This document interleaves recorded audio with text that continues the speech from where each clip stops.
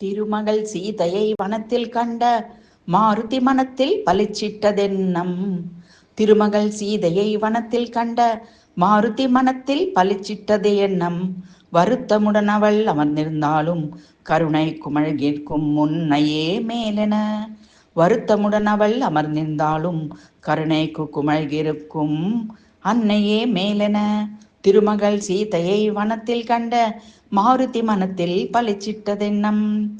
பொருத்த மன்னை ஜானகியே ராமனுக்கு இருவரும் அழகில் பண்பில் ஞானத்தில் ஒருவருக்கொருவர் சளைத்தவர் இல்லை என கருதினான் அந்த கேசவன் தூதன்.